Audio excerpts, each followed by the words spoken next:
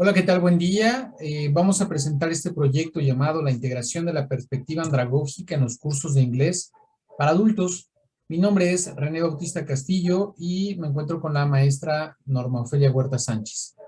La lógica de este proyecto se centra en estos 6 puntos: la introducción, el marco teórico, la metodología, el análisis, los resultados y finalmente las conclusiones. En cuanto a la introducción, vamos a empezar. La problemática en la que está inmersa esta investigación es el incremento en la población en personas en edades mayores de 50 años. Esto no solamente a nivel mundial, sino específicamente en México. A continuación, estas imágenes muestran el porcentaje en el aumento de población de manera proyectada, ¿no? Tenemos de un lado el 2010 y en el otro el 2030, que nos muestra cómo va a ser el aumento de la población en edades, en todas las edades, y específicamente el rectángulo naranja nos muestra las edades a partir de 60 años y más. Este incremento es importante, pues para 2035 se espera que el número de adultos mayores sea igual al de niños. Tomando esta información en cuenta, es importante desarrollar y estudiar a fondo las metodologías implementadas o aplicadas en los procesos de enseñanza y aprendizaje, específicamente para los adultos, ¿no? Que va a ser la población con más demanda en un futuro. Hablando del contexto, es importante mencionar que esta investigación se centra en lo que se llamaban cursos de 50 y más. En la UAP, desde 2017, el proyecto universitario para adultos de 50 y más ofertaba cursos de varias ramas, ¿no? En este caso, nosotros hablamos solamente de los cursos de inglés que fueron solicitados a la Facultad de Lenguas y es donde pertenecemos. Esta idea de cursos que teníamos proyectadas nació primero con una adaptación de unos cursos que teníamos para profesores SEP. Este tipo de cursos tenía un tipo de metodología con enfoque comunicativo basados en un libro que pues nos llevaba progresivamente a los contenidos del curso y a los diferentes umbrales o niveles que se manejan ahí. Sin embargo, nos dimos cuenta que no era lo más adecuado, que teníamos conflictos en muchas situaciones con respecto a la enseñanza del idioma inglés. Bueno, al empezar a trabajar con este grupo específico de adultos, empezamos a observar que los objetivos de ellos eran muy específicos. Entre estos, por ejemplo, el comunicarse con sus nietos o con sus familiares que muchas veces ya vivían en el extranjero y tenían como lengua primera el inglés, ¿no? En este sentido, pues empezamos a investigar e indagar más sobre las metodologías utilizadas para los adultos específicamente, pero no solo para los adultos, sino adultos en esta etapa de vida, ¿no? O más allá de 50 años. Y esto se dio a partir de algunos problemas o conflictos que tuvimos en la evaluación, pues ellos no estaban en la disposición de hacer un proceso de evaluación tradicional. En la actualidad, estos cursos han evolucionado, o el proyecto en general evolucionó y se llama ahora Universidad para Adultos de la UAP. Este programa tiene otro enfoque que no es principalmente el que nosotros estamos analizando, pero que es evidente, tiene una base sólida sobre ese contexto. En la actualidad, este programa es para adultos mayores de 24 años. Hay un incremento en la plantilla de la edad. Sin embargo, les vuelvo a repetir, nosotros tenemos el estudio sobre adultos de 50 y más. Bueno, entonces pasamos al marco teórico. Identificamos entonces que a través de este contexto teníamos una perspectiva llamada andragogía. ¿Y qué es esto? A modo de reseña histórica, vale la pena mencionar que hay grandes autores y nos enfocamos en estos 3. El principal es Alexander Campbell, que en 1833 acuña el término andragogía al intentar describir la práctica educativa que Platón ejerció al instruir a sus estudiantes. En segundo punto tenemos a Malcolm Knowles, que es considerado tal vez el padre de la andragogía, y que él introdujo la teoría de la andragogía como el arte o la ciencia para ayudar a aprender a los adultos. En 1970 propone su modelo andragógico, que es fuente o es base de este proyecto. Y finalmente tenemos a Felix Adam, uno de los latinos más importantes en el contexto de la andragogía, y él menciona que la andragogía es pues ciencia y tecnología, comprende el estudio del hecho educativo del adulto, es decir, de las capacidades, acciones, circunstancias que explican su aprendizaje y desarrollo humano. Pero ¿qué entonces es un adulto? ¿Cómo podemos definir esto? Knowles y los autores que ya mencionamos lo dividen en 4 grandes áreas: el nivel biológico, el nivel legal, el psicológico y el social. Entonces, el biológico es aquel que se relaciona con el cuerpo, y evidentemente entonces un adulto es, en términos biológicos, aquel que puede llevar a cabo ciertas funciones a nivel físico. En el legal se refiere a la mayoría de edad.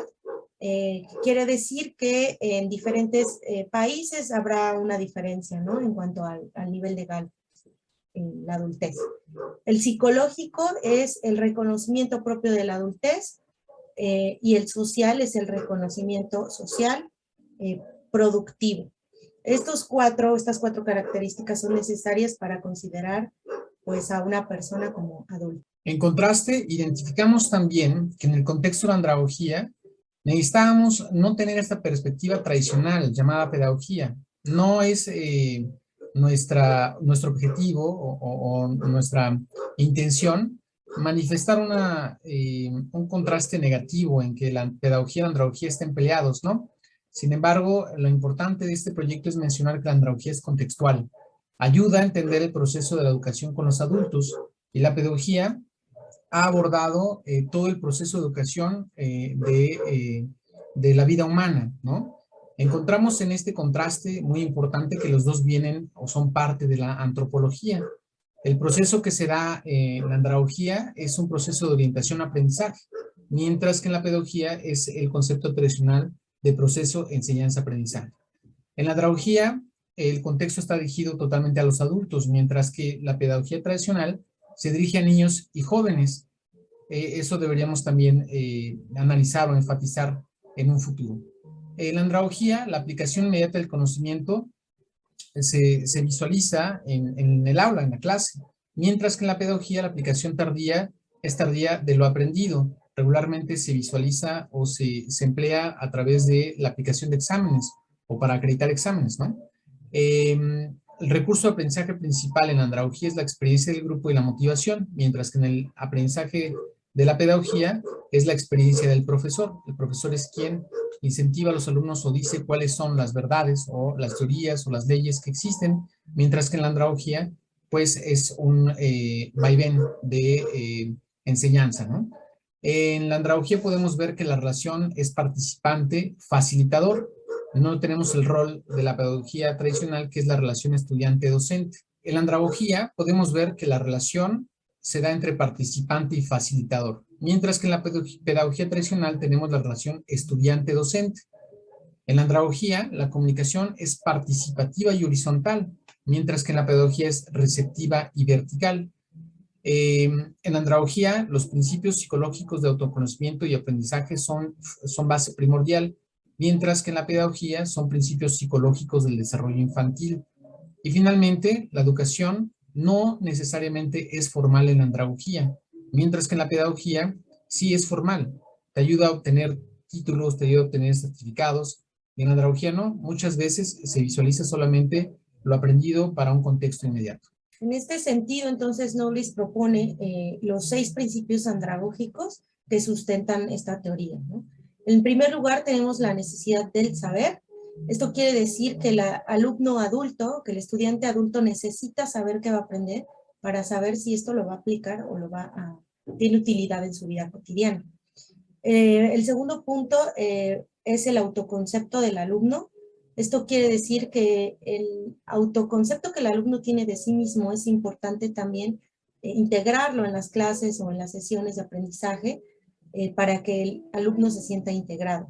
Y en este sentido también el papel de la experiencia es primordial, pues de la experiencia de los estudiantes se puede sacar mucha ventaja, ¿no? Y es importante no ignorarla, porque el conocimiento en esta etapa se construye sobre el conocimiento previo y no podemos ignorar toda la experiencia que ya tiene un ser como adulto.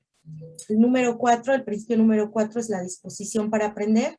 Esta dependerá de qué tan útil sea el conocimiento o el adulto, qué tan útil perciba ese conocimiento que se le está ofreciendo. tu disposición será en este sentido diferente. El punto número 5, el principio número 5 es la orientación al aprendizaje, que quiere decir que el facilitador, el profesor en este caso, va orientando el aprendizaje a las necesidades de sus estudiantes. Y en último lugar, la motivación para aprender, que esta dependerá una vez más de los motivos que tengan, de la necesidad del saber que ya vimos. O sea, todos estos principios van en una misma línea, ¿no? Bueno, pasamos a la metodología. Esta investigación ha sido cualitativa, evidentemente, y se realizó a través de una entrevista grupal no estructurada. Esto quiere decir que fue tanto una discusión entre administrativos y docentes a partir de la detección de las necesidades específicas de este grupo de estudiantes.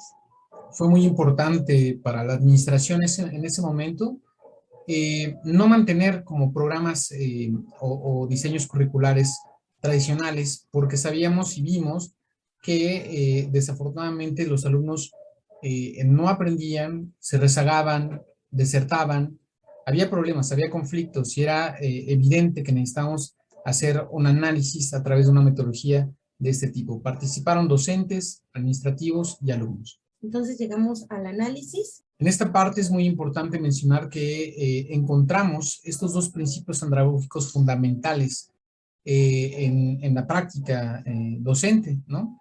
El principio de horizontalidad, donde todos los alumnos formaban parte del proceso de orientación-aprendizaje. Afortunadamente, aunque teníamos un libro base, la idea de que nosotros pudiéramos ver las necesidades de los alumnos en un enfoque comunicativo, hacía que se diera un diálogo entre el docente y el alumno para poder entender cuáles eran estas necesidades contextuales, ¿no? Y en ese mismo sentido, el principio o la praxis de participación. No solamente el docente era el que tomaba las decisiones las tomaban en conjunto.